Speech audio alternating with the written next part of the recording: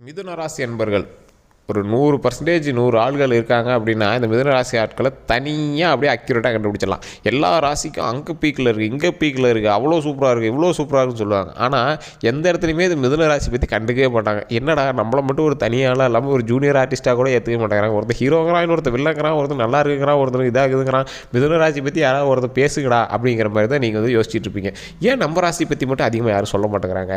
ஏன் நம்ம ராசி மட்டும் ஒரு வில்லத்தனமாக காட்ட மாட்டேங்கிறாங்க? ஏன் நம்ம ராசி மட்டும் சைலண்ட்டாக காட்டுறாங்க அப்படிங்கிற மாதிரியே உங்களுக்கு போயிட்டுருக்கும். ஆனால் வாழ்க்கை வந்து உங்களுக்கு நிறைய பாடங்களையும் பல துரோகங்களையும் பல கஷ்டங்களையும் கற்றுக் கொடுத்து இனி வரக்கூடிய வாழ்க்கையில் எப்படி இருக்கணும், சந்தோஷமாக இருக்கிறது என்ன வழி அப்படிங்கிறது எல்லாமே ஏற்படுத்தி கொடுத்து சந்தோஷத்துக்கான ஒரு நேரத்தை உங்களுக்கு கொடுக்குறாரு. அதுதான் இப்போ நடக்கக்கூடிய ஒரு புனிதமான நேரமாகவும் இருக்க போகுது. அந்த நேரத்தை பற்றி தான் நாம் இந்த வீடியோவில் பார்க்க போகிறோம். இந்த சேனல் நீங்கள் சப்ஸ்கிரைப் பண்ணாமல் தான் சப்ஸ்கிரைப் பண்ணிக்கோ, பக்கத்தில் பெல் பட்டன் மறக்காம ப்ரெஸ் பண்ணிக்கோ, அதில் ஆல் அப்படிங்கிறத அதை கிளிக் பண்ணிக்கோங்க. நிறைய பேர் தனிப்படையான ஜோதிடரை பார்க்கணும் அப்படின்னு ஆசைப்பட்டீங்க. ஜோதிடனுடைய நம்பர் நான் கீழே கொடுத்துருக்கேன். பிரபல ஜோதிடர் நிறைய அரசியல் பிரமுகர்களுக்கும் நிறைய ஆக்டர்ஸுக்கும் 3 ஸ்டேட்டில் 3-4 லாங்குவேஜில் இவர் வந்து சொல்லி கொடுத்துட்ருக்காரு. அவருக்கு என்ன வேணுமோ அத்தனையுமே வந்து சால்வ் பண்ணி கொடுத்துட்ருக்காரு. நிறைய ஜோதிடர்களின் ஆசானாக இருக்கார். 200-300 பேருக்கு குருவாக இருக்கார். அதுதான் அதில் ஒரு மிகப்பெரிய ஒரு விஷயம். இவர்கிட்ட கற்றுக்கிட்டு போய் ஜோதிடம் பார்க்குறவங்க தான் இப்போ அதிகமாக இருக்காங்க. ஸோ அவருடைய நம்பர் நான் வந்து கீழே கொடுத்துருக்கேன். நீங்கள் ஜஸ்ட் கால் பண்ணி உங்களோட ப்ராப்ளம் எதுவாக இருந்தாலும் நீங்கள் வந்து சால்வ் பண்ணிக்கலாம். சரி சார், இப்போ நம்ம அடுத்த ஒரு விஷயத்துக்கு வரலாம். இந்த மிதுன ராசிக்காரர்கள் அவங்களுடைய குணாதிசயங்களும் பண்பு நலன்களும் ஃபஸ்ட்டு பார்த்தலாம். மிதுனம் அப்படிங்கிறது ஒரு தனிப்படையான ஜாதகம் அப்படின்னு பார்த்தாலும் இந்த மிதுன ராசியில் இருக்கிறவங்களுக்கு ஒரு சின்ன சின்ன கேரக்டரிஸ்டிக் வேரியேஷன் இருக்கும். எப்படின்னா மிதுன ராசியில் இருக்கிற எல்லாரையுமே மிதுன ராசின்னு சொல்ல முடியாது. அதில் இருக்கிறவங்க எல்லாருமே ஒவ்வொருத்தரும் ஒவ்வொரு மாதிரி இருப்பாங்க. இப்போ நான் மிதுன ராசி சொல்கிறேன் அப்படின்னா, சார் நீங்கள் சொல்கிறது ஒரு 50% கரெக்டாக இருக்குது, சார் நீங்கள் சொல்கிறது ஒரு 30% தான் கரெக்டாக இருக்குது அப்படி சொல்லுவாங்க. காரணம் என்னென்னா மிதுன ராசியில் இருக்கிறவங்க இப்படி தான் இருப்பான்னு கடவுளாலேயே சொல்ல முடியாத அளவுக்கு தான் கடவுள் வந்து உங்களை வந்து போட்டிருப்பார். கரெக்டாக ஒரே விஷயத்தை வச்சு உங்களை வந்து சொல்ல முடியாது. உங்களை ஒரு 4-5 விஷயமாக சொல்லணும். அப்படி தான் வந்து கடவுளே உங்களை வந்து மேக் பண்ணியிருப்பார். அந்த மாதிரி தான் இந்த ரிஷப ராசியினுடைய கேரக்டரிஸ்டிக்ஸ் பண்புணர்கள் அமைஞ்சிருக்கும். சார் ஒருத்தர் நல்லவன் அப்படின்னா இந்த ராசிக்காரன் நல்லவன் அப்படின்னு சொன்னோம்னா இந்த ராசி நல்லவன் அப்படின்னு சொல்லிவிடலாம். இப்போ விருச்சிக ராசிக்காரர்கள், மற்ற தனுசு ராசிக்காரர்கள், கன்னி ராசிக்காரர்கள்லாம் இந்த கேரக்டர் அப்படின்னு அடித்து சொல்லலாம்.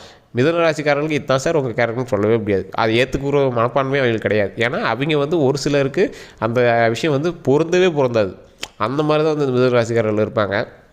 அதில் இந்த மிதுன ராசிக்காரர்களில் நம்பகத்தன்மையான விஷயங்கள் ரொம்ப அதிகமாக இருக்கிறவங்களா இருப்பாங்க. ஆன்மீக விஷயமா இருக்கட்டும், நண்பன் ஒரு வார்த்தை சொன்னால் அவங்க 100% நம்புறதா இருக்கட்டும், குடும்பத்தில் ஒரு அப்பா அம்மா சொன்னால் அது ரொம்ப நம்புறதா இருக்கட்டும், இந்த மாதிரி விஷயத்தில் ரொம்ப நம்பிக்கை வாய்ந்தவங்களாக இருப்பாங்க. இதில் இன்னொரு விஷயம் என்ன அப்படின்னா, இந்த மிதுன ராசிக்காரர்களுடைய தாய் தந்தையர்கள் இவங்க அவ்வளோ ஹெல்ப் பண்ணுவாங்க. இவங்க எல்லாமே பண்ணணும், மனசார பண்ணணும் அப்படின்னு நினைப்பாங்க. ஆனால் அந்த மிதுன ராசியினுடைய தாய் தந்தையர் கூட நீ தான் பண்ண, நீ மட்டுமே பண்ணன்னு நினச்சிக்காது அப்படின்னு சொல்கிற அளவுக்கு தான் இவங்க வந்து வச்சுருப்பாங்க. இவங்க அதையுமே மனசில் பொறுத்துக்கிட்டு இவங்க செய்யக்கூடிய விஷயங்கள் எல்லாமே சாட்டிஸ்ஃபையாக செய்வாங்க. இறந்தும் இவங்களுக்கு ஒரு கிளியரான ஒரு வழிவிடாத மாதிரியே இவங்களுக்கு ஒரு தோணிட்டு இருக்கும். அவங்களோட தாய் தந்தையர் யாராவது ஒருத்தர், இல்லை பாட்டி தாத்தா பாட்டி யாராவது ஒருத்தர் இதாக இருப்பாங்க. இறந்தும் இவங்க வந்து எங்களுக்கு வழி விடலையே அப்படிங்கிற மாதிரி தான் இருந்திருப்பீங்க. இனிமேல் அந்த வழி எல்லாமே விடுவாங்க. உங்களுக்கு நல்ல ஒரு விஷயம் எல்லாமே கொடுப்பாங்க, சந்தோஷம் கொடுப்பாங்க. நீண்ட ஆயுளும் உடல் ஆரோக்கியம் வரக்கூடிய ஒரு உன்னதமான நாட்களாக இனி வரக்கூடிய நாட்கள் அமைய போகுது. அப்படிங்கிறதுனால இனி வரக்கூடிய செயல்கள் எதுவாக இருந்தாலும் உங்களுடைய முன்னோர்களினுடைய வழிபாட்டின் பேரில் நடத்துனீங்க அப்படின்னா ரொம்பவே நல்லது. இது ஃபஸ்ட்டு பாயிண்ட். சார் முன்னோர்கள்லாம் நாங்கள் கரெக்டாக தான் பண்ணியிருக்கோம், அவங்க எந்த ஒரு விஷயமே எங்களுக்கு திட்டலை, எதுவும் ஒரு ப்ராப்ளம் இல்லை, நல்லா தான் பண்ணியிருக்காங்க. குலதெய்வ வழிபாடு பண்ணுங்கள். இந்த 2 விஷயத்தையும் பண்ணிங்க அப்படின்னா இனி வரக்கூடிய காலங்களில் எந்த தொழில் தொடங்க போகிறீங்க, இல்லை கல்யாணம் பார்த்துட்ருக்கீங்க, இன்னும் கல்யாணம் அமையலை, குழந்தைகளுக்காக பார்த்தீங்கன்னா குழந்தைகள் அமையலை அப்படின்னா எல்லா விஷயமே சரி பண்ணி கொடுத்து நல்ல ஒரு உன்னதமான வாழ்க்கையை வந்து உருவாக்கி கொடுக்கறதுக்கான ஒரு தருணமாக இனி வரக்கூடிய காலங்கள் அமையப்போகுது. ஸோ அது மட்டும் இல்லாமல் நிறைய பேருக்கு தொழில் ரீதியான விஷயங்களில் சில சந்தேகங்கள் இருக்கும். சார் பார்ட்னர் தொழில் எங்களுக்கு செட் ஆகுமா? மிதுன ராசியை பொறுத்த வரைக்கும் ஒரு சைலண்ட் கில்லர் அப்படின்னே சொல்லலாம். அமைதியாக இருப்பீங்க, திடீர்னு எப்போ கோவம்னு தெரியாது, எப்போ புதுட்டு எதை கிளப்பிங்கன்னு தெரியாது. அவங்க பார்ட்னர் நல்லா உருவாக்கிட்டு வந்துட்டுருப்பான், நீங்கள் போவீங்க என்ன இப்படி பண்ணுற அப்படி பண்ணுறேன்னு இது பண்ணுவீங்க. அப்படி இல்லை நீங்கள் உருவாகிட்டு வந்துருப்பீங்க, உங்கள் பார்ட்னர் வந்து உங்களுக்கு எடுத்து விடுவான். அந்த குறிப்பிட்ட டைமில் நல்லா பீக்கியாகிற டைமில் 2 பேர் இது பண்ணுற மாதிரி இருக்கும். ஸோ அதனால் அந்த பார்ட்னர் விஷயத்தில் தனிமையான ஜாதகத்தை பார்த்துட்டு ஜோதிடம் பார்த்துட்டு ஓகே அப்படிங்கிற விஷயத்தில் நீங்கள் வந்து ட்ரை பண்ணுங்கள். இல்லை நீங்கள் அடுத்தடுத்த ஒர்க்கை நீங்கள் வந்து பார்க்க ஆரம்பிச்சிக்கோங்க. இதுதான் வந்து நான் முக்கியமாக சொல்ல வேண்டியது. அது மட்டும் இல்லாமல் இந்த ஜாதகர், இந்த மிதுன ராசிக்காரர் அப்படிங்கிறவங்க தனிப்படையான ஜாதகம் பார்த்தா தான் இவங்களை வந்து தனிப்படையாகவே நம்ம வந்து ஸ்கேன் பண்ண முடியும். நான் சொல்கிறது பொதுபல நான் மட்டும் ஏற்றுக்குவாங்க, அதை நான் முன்னாடியே சொல்லிடுறேன். கல்வி ரீதியான விஷயங்கள் 18 வயதுக்கு உட்பட்டவர் யாராக இருந்தாலும் சரி அதுக்கு வந்து ஜோதிடத்தை பார்க்கக்கூடாது. மருத்துவ ரீதியான விஷயங்கள் உங்களுக்கு சின்ன ஏதாவது ஒரு மாற்றங்கள் தெரிஞ்சதுக்கப்புறம் உடனே டாக்டர் பார்க்கணும், ஜோதிடத்தை நம்பிட்டு உட்காந்துருக்கூடாது. மிதுன ராசிக்காரர்களுக்கு உடல் ரீதியான விஷயங்கள் ஓரளவுக்கு பரவாயில்லையாக தான் இருக்கும், அதனால் நீங்கள் கவலைப்பட தேவையில்லை. தொழில் ரீதியான விஷயங்கள் ஓரளவுக்கு பரவாயில்லையாக தான் இருக்கும். பரவாயில்லையாக இருக்கும் அப்படின்னா உங்கள் ஜாதகத்தை பொறுத்த வரைக்கும் பொதுப்படையாக பரவாயில்லையாக இருக்கும். இதில் தனிப்படையான ஜாதகத்தில் நீங்கள் தனியாக பார்த்துக்கோங்க. அது மட்டும் இல்லாமல் இதில் இன்னொரு விஷயம் சொல்லிடுறேன். நீங்கள் பார்ட்னராக சேர்ந்து பண்ணுறீங்க, யாராக சேர்ந்து பண்ணுறீங்க அப்படின்னாலும் அதீத முதலீடு, உங்களோட அகலக்கால்னு உங்களுக்கே ஒரு விஷயம் தெரியும் பார்த்தீங்களா, அந்த இடத்துல நீங்கள் ரொம்ப ரொம்ப கவனமாக இருக்க வேண்டிய நேரமாக இருக்கும். டாக்குமெண்ட்டு, இந்த கையெழுத்து போடுறது, ஜாமீன் கையெழுத்து போடுறது, யாருக்காவது வண்டி வாங்கி கொடுக்குறது, உங்கள் பேரில் வாங்கி கொடுக்குறது, உங்கள் வண்டி யார்கிட்டயாவது கொடுத்து ஓட்டிவிட்டு வா, ஹெல்ப் கேட்குறான், வண்டி கேட்குறான் அப்படின்னா அதெல்லாம் ஒரு மிகப்பெரிய லாக்கில் உங்களை உட்கார வைக்கிறதுக்கான தருணமாக கூட அமையலாம். ஏன்னா உங்களுக்கு 50-50 தான் உங்களுக்கு ஓரளவுக்கு ஓகேவாக இருக்கும் மிதுன ராசியை பொறுத்த வரைக்கும். அந்த 50-50ங்கிறது இன்னொரு 50 உங்களுக்கு பரவாயில்லையாக தான் இருக்கும். ஆனால் வேறு ஒருத்தன் வந்து அந்த இடத்துல உங்களை வந்து மாட்டி விடுறதுக்கு பார்ப்பான். மற்ற ராசிக்காரர்களுக்கு குப்பைத்தொட்டியாக இப்போ நீங்கள் இருப்பீங்க. அவனோட பிரச்சனைலாம் கொண்டு வந்து உங்கள் மேலே போகிறதுக்கு தான் பார்ப்பான். குப்பைத்தொட்டியாக இருக்காதீங்க, நீங்கள் வந்து கோபுரமாக இருக்கிறதுக்கு பாருங்கள். மேலே ஊற்றுற தண்ணி வடிஞ்சு கீழே வரணும், உங்கள் மேலே உள்ளே போதக்கூடாது. அந்த மாதிரி இருக்கிற அளவுக்கு நீங்கள் வந்து உருவாகலாம். அந்தளவுக்கு உங்கள்கிட்ட திறமையும் இருக்குது. உங்கள் திறமையை வச்சு வாழ்ந்தவர் பல பேர். நீங்கள் முன்னேற்றி நிறையா பேர் வாழ்ந்துருப்பான். அவன் உங்களை திரும்பி பார்த்து இவன் என்னடா என்ன முன்னேற்றான் அப்படின்னு சொல்கிற தருணங்கள்லாம் நீங்கள் இப்போ சந்திச்சு தான் வந்திருப்பீங்க. ஏன்னா இந்த மிதுன ராசிக்காரர்கள் சைலண்ட்டாக இருப்பாங்க, நிறையா விஷயங்களை சாதிச்சு கொடுத்துருப்பாங்க. இவங்களால் முன்னேறினவங்க அதிகமாக இருப்பாங்க. பல துரோகங்களை சந்தித்து அவங்கள வாழ வச்சு திரும்பி வந்துருப்பாங்க. துரோகம் பண்ணுறான்னு தெரிஞ்சே இவங்க வந்து நன்மை செய்யக்கூடிய ஒரு உன்னதமான ராசி இந்த மிதுன ராசி. பல பேருக்கு கல்வி ரீதியான விஷயங்களையும் உதவி பண்ணியிருப்பீங்க, உடல் ரீதியான விஷயங்களில் மருத்துவ தேவைக்காகவும் நீங்கள் வந்து உதவி பண்ணியிருப்பீங்க, சொத்து ரீதியான விஷயங்கள் நீங்கள் பெருசாக எடுத்துக்கல அப்படின்னா அண்ணன் தம்பிக்காகவும் நீங்கள் வந்து விட்டு கொடுத்துருப்பீங்க, தாய் தந்தையருக்கு நீங்கள் பண்ணக்கூடிய விஷயத்துலேயும் யாருக்கும் குறை இல்லாமல் நீங்கள் வந்து பண்ணியிருப்பீங்க. உடல் ரீதியான விஷயங்கள்லையும் எந்த ஒரு விஷயத்துலையும் உங்களுக்காக பெருசாக பொருட்படுத்தாமல் குழந்தைகளுக்காகவும் மனைவிக்காகவே வாழக்கூடிய ஒரு உன்னதமான வாழ்க்கை தான் நீங்கள் வந்து வாழ்ந்துட்டு இருப்பீங்க. அந்த மாதிரி ஒரு ராசி தான் மிதுன ராசி. அடுத்து என்னடா பண்ண போகிறோம் அப்படிங்கிறத விட அடுத்து நம்ம பிள்ளைங்களும் இப்போ ஒய்ஃபும் நம்மளோட அப்பா அம்மாவும் கஷ்டப்படக்கூடாது, நாமளும் அதோடு சேர்த்து கஷ்டப்படக்கூடாது, சந்தோஷமாக இருக்கணும் அப்படிங்கிறதுக்காகவே உங்களோட வாழ்க்கையை வந்து ஓட்டிட்டு இருப்பீங்க. இனி வரக்கூடிய காலங்கள் சந்தோஷமாக மட்டுமே இருக்க போகுது சார், அதனால் நீங்கள் வந்து கவலைப்பட தேவையில்ல. இது மட்டும் இல்லாமல் நிறையா விஷயங்களுக்காக நீங்கள் வந்து கடன் வாங்கி வச்சுருப்பீங்க. அந்த கடன் விஷயத்தினாலேயே நீங்கள் வந்து நிறைய ஸ்ட்ரெஸ்ஸாக இருப்பீங்க. வாழ்க்கையில் நிறைய நாள் தூக்கம் இல்லாமல் பல கஷ்டங்கள் சந்திச்சிருப்பீங்க. இன்றைக்குமே சார் நீங்கள் வீடியோவில் இப்படி சொல்கிறீங்க, நடந்தால் நல்லபடியாக நடந்தால் நல்லா இருக்குன்னு நினச்சிட்டு இருப்பீங்க.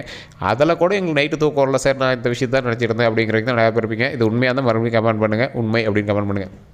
இதில் என்ன அப்படின்னா சார், உங்களுக்கு கடன் வந்து ஃபுல்லாக குறையும் அப்படின்னு சொல்ல முடியாது. கொஞ்சம் கொஞ்சமாக நீங்கள் வந்து சரி பண்ணிட்டு வரக்கூடிய ஒரு நேரமாக அமையும். இதனால் உங்களால் இறுக்கி பிடிச்சி கடன் வந்து கட்டிட்டு வந்துருப்பீங்க. ஏதோ ஒரு வகையில் உங்களை வந்து இறுக்கி பிடிச்சி அப்படியே கொஞ்சம் கொஞ்சமாக கட்டிட்டு வந்திருப்பீங்க. இஎம்ஐயாக இருக்கட்டும், இல்லை உங்களோட கடன் எல்லாமே ஓரளவு கட்டிட்டு தான் இருப்பீங்க. உங்களை ரொம்ப மோசமான நிலைமை கடவுள் விடலை. ஆனால் இனி வரக்கூடிய காலங்களில் எந்த ஒரு மோசமான நிலைமையும் இல்லாமல் கடனை வந்து கொஞ்சம் ஈஸியாகவே கட்டிட்டு வருவீங்க. கரெக்டாக இருக்குப்பா, கடன் கட்டுறதுக்கும் வீட்டு தேவைக்கும் என்னோடய செலவுக்கும் சேமிப்புக்கும் கரெக்டாக இருக்குப்பா அப்படின்னு. சார் இதனால் சேமிப்புமே ஒன்று இல்லையே சார் அப்படிம்பீங்க. இனிமேல் அதுக்கு ஒரு பார்ட் கொடுக்குற அளவு கடவுள் வந்து வருமானத்தை கொடுப்பார். கொஞ்சம் கொஞ்சமாக தான் வரும். ஸோ அதையுமே நீங்கள் வந்து முன்னாடியே மைண்டில் எடுத்துக்கணும். இது தனிப்படையான ஜாதகத்தை பார்த்திங்க அப்படின்னா அது கொஞ்சமாக வருதா இல்லை அதிகமாக வருதாங்கிறது நீங்கள் தனிப்படையாகவே நீங்கள் வந்து தெரிஞ்சுக்கலாம்.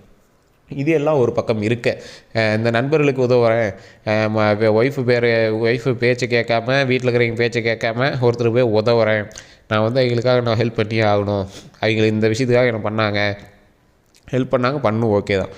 ஒரு அத்துமீறி ஹெல்ப்னு சொல்லுவாங்க பார்த்தீங்களா, இந்த இடத்துல அது தேவையில்லாத ஹெல்ப்னு சொல்லுவாங்க பார்த்தீங்களா, அந்த ஹெல்ப்லாம் நீங்கள் வந்து பண்ணக்கூடிய தருணத்துலேயும் இல்லை, பண்ணக்கூடிய நேரத்துலேயும் இல்லை. அதெல்லாம் கொஞ்சம் பார்த்து பண்ணிங்க அப்படின்னா ரொம்பவே நல்லது. இல்லை ஹெல்ப் கேட்குறாங்க, நீங்கள் இப்போ பண்ணீங்க அப்படின்னா திரும்பி உங்களுக்கு கிடைக்கிறது ரொம்ப கஷ்டம். ஸோ அதனால் அது இப்போ கொஞ்சம் அவாய்ட் பண்ணிவிட்டு, ஹெல்ப் கேட்குறாங்கன்னா உங்களால் இருக்குது அப்படின்னா நீங்கள் வந்து பண்ணலாம். கடன் வாங்கி நீங்கள் பண்ணுறீங்க அப்படின்னா கண்டிப்பாக மாட்டக்கூடிய நேரமாக கூட இருக்கலாம். இல்லை அது வந்து கொஞ்சம் லேக்காக உங்களுக்கு வந்து கிடைக்கிறதுக்கான வாய்ப்புகளாகவும் இருக்கலாம். அதான் சொல்கிறேனே, உங்களை வந்து மற்றவனுக்காக மாட்டி விடக்கூடிய ஒரு நேரமாகவும் அந்த நேரம் அமையலாம். அதனால தான் வண்டி கொடுக்குறதோ, இல்லை டாக்குமெண்ட் கையெழுத்து போகிறதோ, கடன் வாங்கி கொடுக்குறதோ, செக்யூரிட்டி கையெழுத்தோ, இந்த மாதிரி விஷயங்களில் ரொம்ப ரொம்ப ரொம்ப ரொம்ப கவனமாக இருங்க அப்படின்னு சொல்கிறேன். ஆனாலும் இப்போயே உங்களுக்கு தெரியுமே, உங்களோட சொந்தக்காரர்களோ உங்கள் நண்பர்களோ இப்போ உங்கள்கிட்ட காசு கேட்டுட்டு இருக்கிற ஒரு நேரமாக இருக்கும். சார் ஒரு விஷயமா இருக்குது, கல்யாணம் முடிஞ்சு அதை ரெடி பண்ணி தரோம் சார், இப்போ ஒரு விஷயமா இருக்குது, வாகனம் வாங்கிட்டு ரெடி பண்ணி தரோம் சார், ஒரு சொத்து வாங்கலான்னு இருக்கும், அது வாங்கிட்டு அது கிரையாக முதல்ல உங்களுக்கு அடுத்த வாரத்தில் வந்துடுறோம். இந்த மாதிரி விஷயங்கள் உங்கள் காதுக்கு வந்துட்டு போயிட்டு தான் இருக்கும், இல்லைன்னா சொல்லவே முடியாது. அந்த மாதிரி ஒரு தருணங்கள் போயிட்டு இருக்கிற டைமில் நீங்கள் வந்து இப்போ வாங்கி கொடுத்தீங்க அப்படின்னா ஒன்றும் பெரிய ப்ராப்ளம்லாம் சொல்ல முடியாது. ஆனால் வரத்துக்கு நீங்கள் சொன்ன நாட்களில் வரத்துக்கு கஷ்டம் தான். ஸோ அதனால் அந்த கஷ்டம் நம்மளுக்கு வேண்டாம். ஸோ இனிமேல் வரக்கூடிய காலங்களில் உங்களுக்கான சேவிங்ஸும் உங்களுடைய குடும்பத்திற்கான சேவிங்ஸாகவும் போட்டு வைங்க. அதில் உங்களோட குடும்பத்தில் இருக்கிறவரே இல்லை பண்ணி ஆகணும் அப்படின்னு சொன்னாலும் கொஞ்சம் பார்த்து கவனமாக பண்ணக்கூடிய ஒரு நேரமாக நீங்கள் இருங்க. யோசித்து பண்ணுங்கள்.